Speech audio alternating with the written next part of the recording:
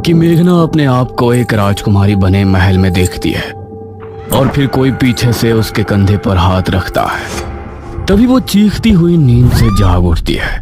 अब आगे। अरे क्या हुआ मेघना? मेघना की सांसें तेज तेज चल रही थी। उसके माथे पर पसीना आ गया था। कुछ बोल तो, क्या हुआ? बहुत ही अजीब सपना देखा यार। देख, मुझे लगता है तो इस गांव की झूठ मूठ की हिस्ट्री के बारे में ज्यादा ही सोच रही है। हम लोग बस मृत्युंजय अमृत का सैंपल लेते हैं और निकलते हैं यहाँ से, ठीक है? इस पर मेघना ने हल्के से हाँ में सर हिलाया। लेकिन सच कहा जाए तो असल में वो अपने साथ हो रही और इस गांव में घट रही हर एक घटना का रहस्य जानना चाहती थी। सुबह सुबह चीखना चिल्लाना बंद करो और दोनों हाथ मुंह धोकर नाश्ते के लिए आ जाओ। ये कहकर ठकुराइन वहां से चली गई। ये औरत बहुत ही खड़ूस है। एक बार हमारा काम हो जाए, इस गांव को मुड़कर भी नहीं देखना मुझे। ये दोनों फ्रेश होकर नाश्ता करने पहुंचे तो अनुज ने उठकर मेघना के लिए चेयर पुल अप की। आओ मेघना, बैठो। ये देखकर ठकुराइन ने मुंह बना लिया और इन सभी ने मिलकर नाश्ता किया। अनुज बेटा, तुम जल्दी से हमारे साथ चलो, हमें तांत्रिक महाराज को लेने के लिए जाना है। ठीक है पिताजी। ये कहकर मुखिया ने इशिता और मेघना की तरफ देखा। बच्चियों, तुम दोनों बाहर नहीं जाना, ठीक है? हो सके तो ठकुराइन का काम में हाथ बटा देना। जी अंकल, आप फिक्र मत कीजिए, हम घर में ही रहेंगे। अनुज और मुखिया गांव के लोगों से विदा लेकर तांत्रिक महाराज को लेने शेरनी के लिए निकल गए। इस तरफ मेघना गहरी सोच में डूबी थी। ये कहानी सिर्फ मृत्युंजय अमृत से शुरू हुई थी, लेकिन उसके बाद वो महल, अपने आप को राजकुमारी के रूप में देखना और ये निशिर मोलो, ऐसा लगता है इस गांव का हर एक रहस्य मुझसे जुड़ा है। क्या मुझे राजमहल में जाना चाहिए? करीब 6 घंटे के सफर के बाद मुखिया और अनुज तांत्रिक महाराज के आश्रम पहुंचे, जहां उनका एक शिष्य बैठा हुआ था। प्रणाम। जी प्रणाम। तांत्रिक महाराज कहाँ है? अभी कुछ देर पहले आते तो उनसे भेंट हो जाती। महाराज अभी कुछ क्षण पहले ही बेरमपुर गांव के लिए निकल गए थे। यह सुनकर मुखिया और अनुज हैरान रह गए। हमारे गांव? हम तो महाराज को लेने के लिए आए थे। हमारे आने से पहले ही वो कैसे निकल गए? उन्हें किसने सूचना दी कि हमें उनकी जरूरत है? बाबा का अपने हर एक शिष्य से गहरा संबंध है। उनको दूर बैठे ही उनके बारे में सब कुछ पता चल जाता है। धन्य हो तांत्रिक महाराज। इसका मतलब है कि उनको पहले ही आभास हो गया था कि छोटे तांत्रिक की मृत्यु हो गई है, इसीलिए वो हमारे गांव के लिए निकल गए। पिताजी, अब हमें भी चलना चाहिए। तांत्रिक महाराज तो हमसे पहले गांव पहुंच जाएंगे। हाँ बेटा, चलो। धन्यवाद। अनुज और मुखिया उसी समय वापस गांव आने के लिए निकल गए। इसी तरह दोनों का सफर में ही दिन गुजर गया। इस तरफ शाम होने पर गांव में डर का माहौल छा गया। सभी लोग चौक पर जमा हुए गांव के मुख्य द्वार की तरफ ही देख रहे थे। हे भगवान, मुखिया जी कहाँ रह गए? रात हो गई है, कहीं निशिर मोलो ना आ जाए। इसी तरह से 7 बजे का घंटा बजा और मौसम फिर से बदल गया। सभी ये देखकर डर गए। मेघना, इशिता और ठकुराइन भी सभी के साथ वहां खड़ी थी। तभी उन्होंने मुख्य द्वार से किसी के कदमों की आहट सुनी और धीरे धीरे आंख से साफ हुआ तो सामने से तांत्रिक महाराज आते हुए नजर आए। अरे ये तो तांत्रिक महाराज हैं। उन्हें देखकर सभी लोग खुश हो गए। तांत्रिक महाराज की जय हो, तांत्रिक महाराज की जय हो। सभी ने तांत्रिक महाराज के आगे हाथ जोड़कर नमन किया। तांत्रिक महाराज, ये और मेरा बेटा अनुज कहाँ है? वही आपको लेने के लिए गए थे ना? ठकुराइन, हमारे शिष्य की मृत्यु की सूचना हमें रात ही मिल गई थी, इसलिए हम स्वयं ही यहाँ आने के लिए निकल गए थे। उनसे हमारी भेंट नहीं हुई। हे भगवान, तो ये कहाँ रह गए? अब हम आ गए हैं, आप लोगों को डरने की जरूरत नहीं है। मुखिया और अनुज भी वापस आ ही जाएंगे। महाराज, आप जो भी करना है आप ही को करना है। जब तक ये और अनुज नहीं आ जाते, आप हमारे घर चलकर आराम कर लें। ठकुराइन, हम तांत्रिक होकर बड़ी हवेली में नहीं रह सकते। आप लोग पुराने किले में हमारे ठहरने का प्रबंध कर दें। जैसा आप कहें महाराज। ये कहकर ठकुराइन ने गांव के लोगों से कहा, आप सभी मिलकर पुराने किले की अच्छी से सफाई कर दें और वहाँ रोशनी का भी अच्छा इंतजाम कर दें। ये सुनकर गांव के कुछ आदमी किले की तरफ निकल गए। बाबा वहीं चौक पर बैठे रहे। उन्होंने आंखें बंद की और ध्यान मग्न हो गए। शायद वो सोच रहे थे कि आखिर कैसे निशिरमोलो से निपटा जाए, और मेघना के दिल में भी कई सवाल उठ रहे थे। तकरीबन 1 घंटे तक किले की सफाई का कार्य चला और तभी अनुज और मुखिया भी वहां पहुंच गए। शुक्र है आप आ गए जी। प्रणाम तांत्रिक महाराज। मुखिया की आवाज सुनकर तांत्रिक महाराज ने आंखें खोली। तभी गांव के आदमी भी वहां पहुंच गए। किले की सफाई हो चुकी है ठकुराइन, अब तांत्रिक महाराज वहां ठहर सकते हैं। आप सभी हमारे साथ किले में चलिए। निशिरमोलो इतने सालों बाद कैसे वापस जाग उठे, ये जानने से पहले हम सभी को निशिरमोलो की पूर्ण कहानी को दोहराने की जरूरत पड़ेगी। अब सभी लोग मिलकर किले में पहुंचे। तांत्रिक महाराज एक ऊंचे टीले पर बैठे थे। किले में हर तरफ कहीं दीपक और दीवारों पर मशालें लगी थी जो वहां रोशनी उत्पन्न कर रही थी।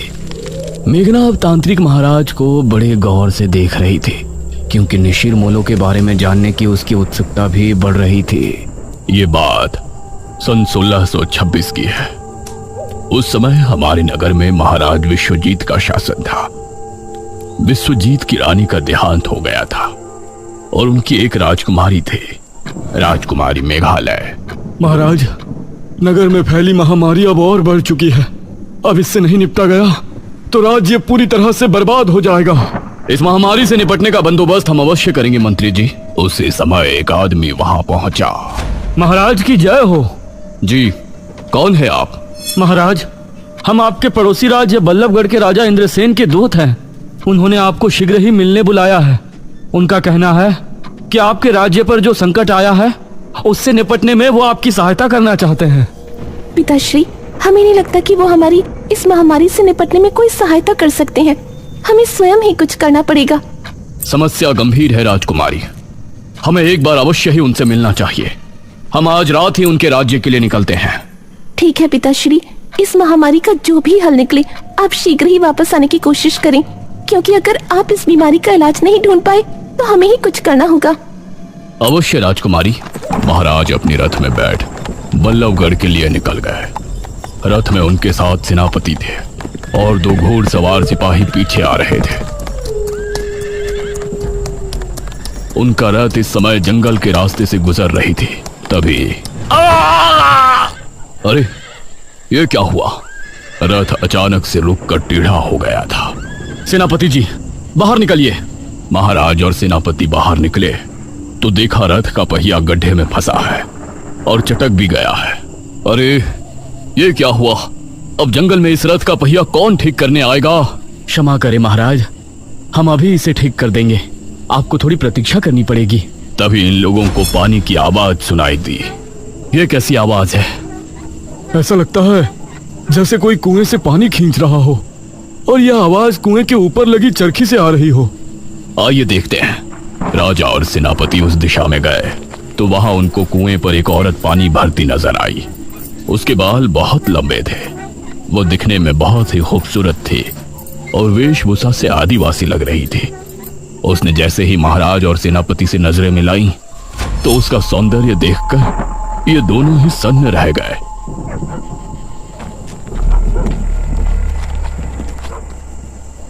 अरे, आप तो हमारे महाराज लग रहे हैं। प्रणाम महाराज। प्रणाम। क्या नाम है आपका? मेरा नाम दमयंती है महाराज। यहाँ पास ही मेरी कुटिया है। आप इस समय जंगल में? असल में हम पड़ोसी राज्य के लिए निकले थे। हमारा रथ खराब हो गया है तो इसीलिए हम जंगल में भटक रहे हैं। महाराज, तो आप हमारी कुटिया में चलिए। यहाँ भटकना ठीक नहीं है। जब तक रथ ठीक नहीं हो जाता आप वहाँ रुक सकते हैं। ये दोनों दमयंती के साथ उसकी कुटिया में चले गए और फिर दमयंती ने दोनों को पीने के लिए पानी दिया। कितनी सुंदर है ये। अगर ये हमारी पत्नी बन जाए तो जीवन धन्य हो जाए। कितनी सुंदर स्त्री है। अगर ये हमारी पहली महारानी बन जाती तो कितना अच्छा होता।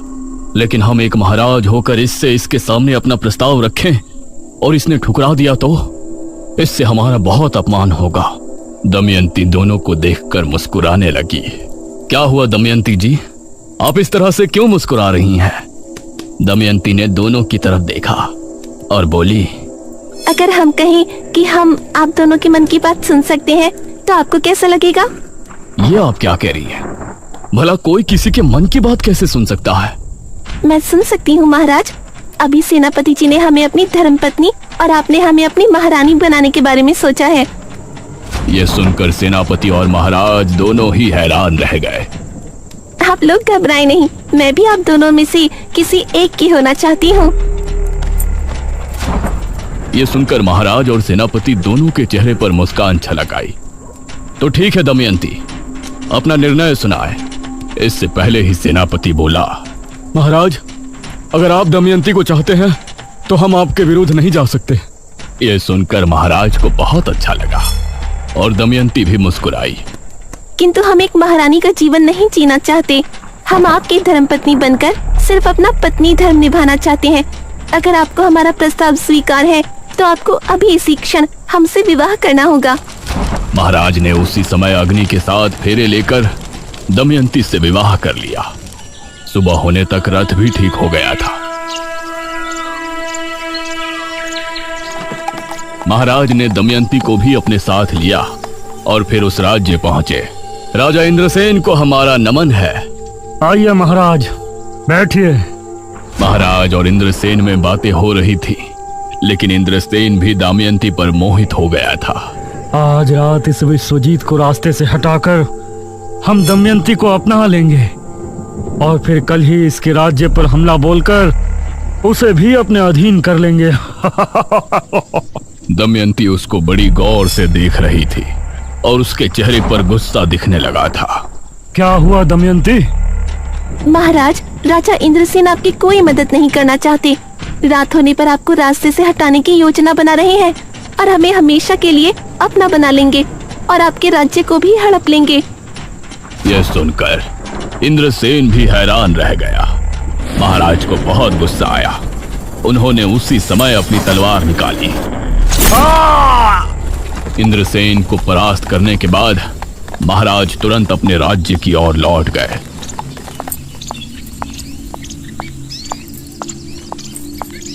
राजकुमारी बहुत चिंता में थी। प्रणाम पिताश्री। क्या बताया इंद्रसेन ने? क्या उस महामारी का कोई हल निकला?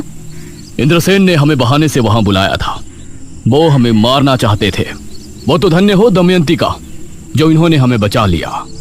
राजकुमारी को महाराज की बात जरा भी समझ में नहीं आई। उसने दमयंती को घूर कर देखा। पिताश्री, अब हम ही इस महामारी का कोई इलाज ढूंढने जाते हैं। आप राज्य कार्य संभालें। दमयंती राजकुमारी को बहुत ही रहस्यमय मुस्कान के साथ देख रही थी। राजकुमारी महल से निकली और इस तरह राजा दमयंती के साथ महल में समय बिताने लगे और धीरे धीरे राज्य के कामों से दूर होते गए। करीब 1 वर्ष और माह के बाद राजकुमारी वापस लौटी। पिताश्री, हमने उस बीमारी से लड़ने का इलाज ढूंढ निकाला है। बहुत अच्छे राजकुमारी, बताइए ये कैसे संभव है? पिताश्री, हमने एक महासिद्धि करके ये बीज हासिल किया है। इसी के जरिए हमें उस महामारी के साथ हर बीमारी से छुटकारा मिल जाएगा। क्या? इस बीज के जरिए? जी पिताश्री, वो कैसे होगा ये आपको अगले 7 दिनों के भीतर पता चल जाएगा। राजकुमारी ने उस बीज को अपने हाथों से जंगल में जाकर बो दिया और रोजाना अपने हाथों से उसे पानी देने जाती। महाराज को राज्य की कोई चिंता नहीं थी। वो हर समय बस दमयंती के पास ही बैठे रहते थे।